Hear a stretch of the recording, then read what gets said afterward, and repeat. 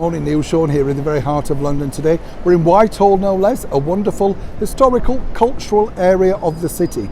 Now, just down the road is 10 Downing Street, and over here is the Cabinet War Rooms, a wonderful place if you've not been to see them. The hub, of course, of the former British Prime Minister, Winston Churchill. Go in there and see exactly how he masterminded that wonderful win in the Second World War. Just fabulous. It doesn't matter which side you belong to, whatever. When you see exactly, without computers, without the digital media that we have today, how this man really plotted forward.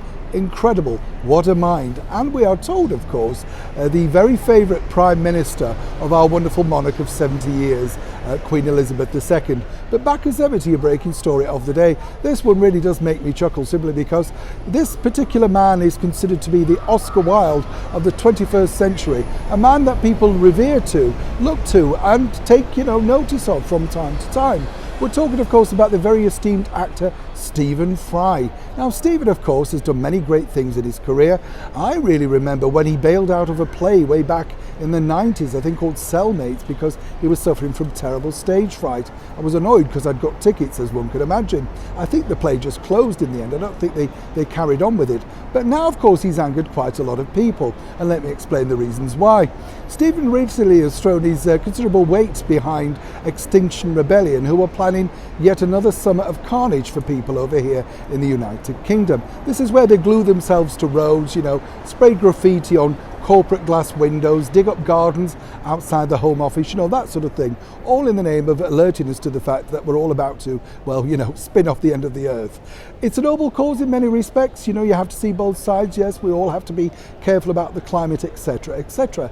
But now Stephen, who is, as I say, very powerful on social media, has said that we should all get behind them, back them, that sort of stuff. All very well, but then you just check in.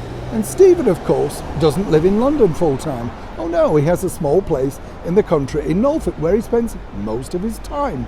So you see, when you get these celebrities saying, oh, we must back them, it's not their disruption that they have to live with. The fact that trains don't run, buses don't run, you can't get to work.